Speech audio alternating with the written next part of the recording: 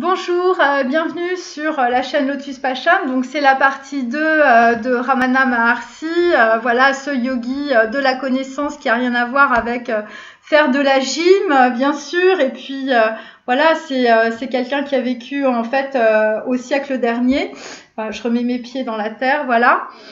Et donc en fait on va comprendre évidemment que je pense donc je suis est à mettre à la poubelle, chers amis, puisque grâce à Ramana Maharshi, eh bien vous êtes cela en cet instant même, et donc il va falloir définir ce que c'est cela ou ce soi, et vous allez comprendre en fait tout l'intérêt de ce yogi qui est extraordinaire.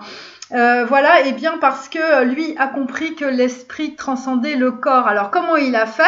C'était quelqu'un de normal, hein, c'était un Indien, voilà, il allait à l'école et puis un jour il a été pris d'une énorme crise, un énorme stress.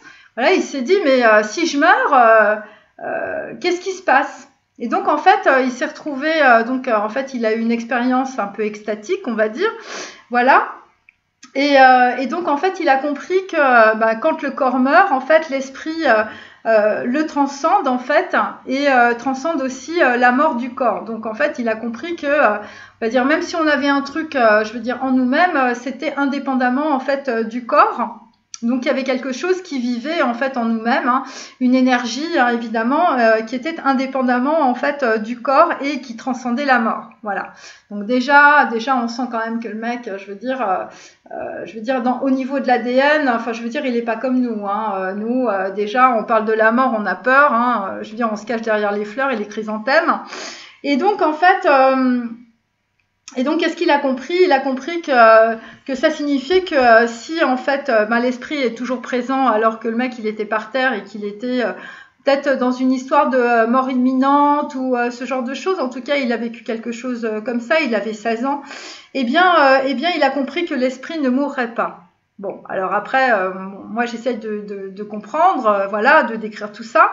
Et donc en fait, il a compris en fait ce qu'était alors en Inde ils disent Atman, c'est-à-dire le vrai soi, c'est-à-dire la conscience d'être. Voilà, c'est-à-dire que le mec il a touché du doigt son soi. Nous on a l'habitude de toucher du doigt notre ego, hein, c'est-à-dire que on fait tout pour être on se met du rouge à lèvres, on est tout sur l'extérieur. Le mec il a touché l'intérieur de lui-même. Un truc que personne n'arrive à faire, sauf quand vous êtes en fait en position yogi, et c'est assez rare, ça s'appelle en fait vraiment l'illumination, vous voyez. Donc en fait, cette personne en fait a réussi assez jeune à le faire, hein, ce qui est assez étonnant. Et en fait, pourquoi je vous en parle? C'est parce que en fait, cet homme, en fait, il avait une façon de penser qui était un petit peu différente des autres yogis, parce que lui, en fait, il posait des questions. Il posait des questions, en fait, aux gens qui demandaient des réponses. Et en cela, en fait, il n'était pas dans l'identification. C'est-à-dire que nous, par exemple, en Europe, hein, chez les Blancs, même des gens qui se prennent pour des chamans ou des gens qui se prennent pour des experts, enfin, vous avez compris, les Christophe et les Mathieu, là, tout ce qui se balade sur Internet. Hein. En fait, les gens, ils sont là, ils font un gâteau et puis ils vous le foutent dans la bouche. Ouais, ils disent, vas-y, allez, prends ça, la loi de l'attraction, prends tous ces trucs-là, machin, nanan. Et puis c'est tout. Voilà. Et donc vous avez rien demandé, on vous a pas posé de questions, vous savez pas si ça vous colle ou si ça vous colle pas, mais on vous balance sans arrêt des tartes à la crème dans la figure, vous voyez, c'est un petit peu ça. Et donc en fait, ce qui est intéressant chez cet homme, en fait, c'est qu'il pousse en fait le questionneur à méditer et à se défaire de l'illusion de l'ego. Voilà, parce qu'il n'est pas dans l'identification. C'est le contraire du gourou. Voilà, c'est pour ça que moi je mets ma poule sur la tête. Hein. Bon, après il y a des gens qui trouvent ça marrant et tant mieux et ça vous fait rigoler et voilà. Mais c'est la vraie symbolique de la désidentification. C'est-à-dire que même si je dis des trucs super durs, super machin et tout ça, vous n'allez pas vous identifier à ce que je vous dis. Voilà, parce que c'est complètement décalé, parce que y a votre mental qui va se dire non mais attends, t'as vu la conne avec sa poule sur la tête et tout ça. Et donc c'est ça, c'est-à-dire qu'en fait vous ne vous identifiez pas à ce que je dis, mais pourtant vous écoutez ce que je dis. Donc voilà, donc c'est être malin avec le mental, chers amis. Voilà, pour ceux qui n'avaient pas trop capté. Et donc en fait, donc que fait Ramana Maharshi, c'est qu'en fait il dirige le questionnaire sur en fait sa propre nature et en fait sur les questions en fait que vous vous posez. Et donc en cela en fait il va questionner aussi votre propre expérience et aussi les choses que vous avez fait dans votre vie passée. Et donc il ne va pas vous imposer en fait un espèce de cadre. Au contraire, et c'est là cet homme est d'une intelligence, c'est qu'en fait les questions en fait c'est comme s'il avait une façon de voir les choses en étoile, et ça j'en ai déjà parlé. C'est-à-dire il n'y a pas de cadre parce que ça part d'un point et ça va en étoile. Et donc ça veut dire que les gens dans leur questionnement, dans leur on va dire dans leur réflexion, en fait, ils sont en totale liberté parce qu'ils ne sont pas identifiés à un yogi ou à un gourou ou quoi que ce soit. Voilà. Et donc ça veut dire aussi que cette personne, elle était tellement respectueuse de lui-même, de son soi intérieur, qu'il était en même temps en plein respect en fait des autres. Voilà, et c'est pour ça que je trouve que c'est hyper intéressant. Parce que en fait, cette personne, en fait, ce yogi, il a atteint l'état de moksha. C'est en fait l'état de libération des cycles de réincarnation. Parce qu'en fait, il a touché son soi. Mais il l'a touché aussi, et la façon dont je veux dire, donc il communique, on va dire, avec les autres, en fait, ça prouve ça. Vous voyez, voilà, c'est-à-dire qu'en fait, souvent on dit que c'est un homme qui était assis dans le silence, mais qui rayonnait. Mais c'est pas parce qu'on est dans le silence qu'on est dans un vide. Vous voyez, on n'est pas avec Mathieu et on n'est pas avec les Christophe là, parce que eux ils sont vraiment dans le vide. Mais lui, en fait, il était dans une totale complétude. Et ce qui est intéressant, c'est qu'en fait, à chaque fois qu'il parlait avec les gens qui l'entouraient, il y a eu énormément de gens qui sont venus le voir en Inde, justement. Eh bien, il arrivait, si vous voulez, à faire dialoguer, on va dire, son soi avec le soi de l'autre. Voilà. Et il n'y a que dans le questionnement, parce que comme ça, en fait, l'ego, en fait, il ne peut pas prendre parti. Parce que vous êtes obligé d'être dans un questionnement, et c'est le questionnement, en fait, qui va vous faire traverser les voiles des illusions. Enfin, j'espère que je suis un peu claire. Et en fait, il va vous faire poser des questions par rapport à ce qui n'est pas permanent. Et il va vous dire, en fait, que finalement, ce qui n'est pas, ce qui est impermanent, en fait, c'est justement là-dessus qu'il faut regarder les choses, qu'il faut diriger sa pensée. Et en fait, nous, dans notre société, en fait, on ne regarde que ce qui est permanent. C'est pour ça qu'on est dans la souffrance aussi. Parce que il y a un début, il y a une fin, c'est limité. Voilà, on est dans des petits cadres. Les psys nous mettent dans des petits tiroirs, vous voyez. Alors que justement, la méditation, c'est le contraire. La méditation, c'est d'être en lien en fait avec sa nature véritable, c'est d'être seul. Et seul, c'est pas négatif. Seul, c'est pas le vide. C'est pas parce qu'on est dans le silence qu'on est dans un vide. Au contraire, c'est quand on est justement dans des pensées limitées, lorsqu'on avale tout rond, tout ce que vous servent les psychanalystes, les psychologues, les psychiatres, les pseudo-développeurs personnels, là, les développeurs d'internet là qui sont mis dans le développement personnel, vous voyez. Et en fait, ça concerne la simplicité, ça concerne l'humilité. Et vous rendez bien compte que tous les gens que vous voyez, ils sont pas dans l'humilité, ils sont pas dans la simplicité. Et donc en tout cas, et là vous accédez en fait par le questionnement interne, vous accédez à votre soi et vous accédez à une certaine forme de conscience. En tout cas, c'est une élévation. Après, il y a plusieurs façons de fonctionner, mais en tout cas, moi, je vous invite à jeter un œil sur Ramana Maharshi, parce que tout ce qu'il dit, c'est très intéressant. Et d'ailleurs, ce qui est super marrant, c'est notre ami Carl Jung. Carl Jung qui en fait, qui n'a jamais osé venir voir Ramana Maharshi. Enfin, je veux dire, le mec, il avait toutes les possibilités. À chaque fois, il dit ouais, je vais venir te voir. Et à Carl Jung, hein, tu vois. Eh ben non, il n'est jamais venu. Et vous savez ce qu'il disait de Ramana Maharshi? Il disait que c'était une rumeur millénaire, une rumeur. Attention. Le mec, il est de la caste des brahmanes. Les mecs, ils se transmettent des textes depuis le 15e millénaire avant Jésus-Christ. Et notre ami Carl Jung, là, qui se prend le chou, là, qui se prend pour le pic de la Mirandole, il nous dit qu'en fait, ce yogi, c'est une rumeur millénaire. Je veux dire, il faut quand même remettre les trucs dans leur contexte. Hein. Donc voilà.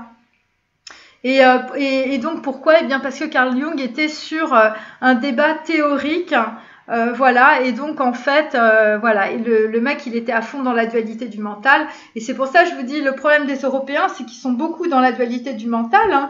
Même les gens qui se mettent des super robes de moine, hein. Enfin je veux dire, ils sont dans la dualité du mental, hein.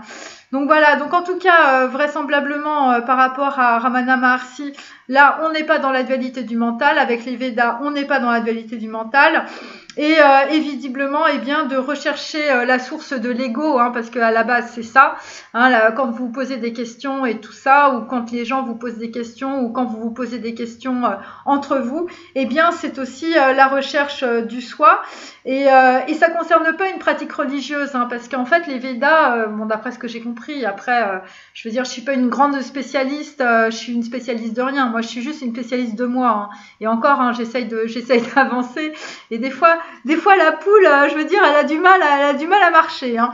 Et donc en fait là en tout cas on n'est pas sur une pratique religieuse, on n'est pas sur quelque chose de limité, voilà, on n'est pas non plus sur une pensée limitée. On n'est pas là en train de faire des projections sur Jésus-Christ et sur la Vierge Marie. On n'est pas en train d'essayer de trouver ailleurs, voilà, des choses, puisque d'après Ramana Maharshi, en tout cas, qui est qui a suivi en fait l'enseignement des Brahmanes et des Védas et le yoga de la connaissance, qui n'a rien à voir avec des exercices physiques de notre ami Christophe. Eh bien, en tout cas, petit à petit, vous pouvez évidemment trouver en vous-même en fait votre propre connaissance. Voilà. Donc en fait, là, il faut savoir que alors c'est intéressant parce que dans les trucs que j'ai écoutés, il parle de mental introverti, de mental en fait de l'intériorité. Donc évidemment c'est l'intellect, voilà. Mais en fait c'est quelque chose, si vous voulez, voilà, c'est quelque chose qui n'est ni le mental tel que nous le connaissons en fait en termes d'ego dans la dualité du mental. Voilà, on n'est pas là-dedans, on va dire, on est sur en fait une perception intérieure, et c'est pour ça qu'on parle beaucoup d'intuition, parce que pour aller là-dedans, visiblement, c'est l'intuition, et je veux dire, faut pratiquer des rituels, voilà, alors les 3 rituels védiques, hein, vous pouvez assimiler ça sur d'autres choses. Donc voilà, et donc en tout cas il y a des gens en fait voilà, donc il faut être seul pour ça, et donc en fait Ramana Maharshi en fait il dit que en fait la solitude en fait c'est mental, c'est pour ça en fait qu'il faut en fait se fixer sur le soi, voilà. Alors c'est intéressant parce que en tout cas, moi, ce que j'ai compris, si vous voulez, c'est que vous pouvez pas atteindre votre soi si vous n'êtes pas dans la solitude. Voilà, si vous êtes pas seul. Parce que si vous avez trop de monde autour, si vous êtes, je veux dire, il y a trop de bruit, voilà, s'il y a des énergies qui sont pas hautes, enfin, c'est difficile. Voilà, c'est vraiment difficile. Et donc, en fait, souvent, on a des gens qui se mettent en retrait. Voilà, par rapport à ça. Et je veux dire, donc vous passez d'un extrême à l'autre.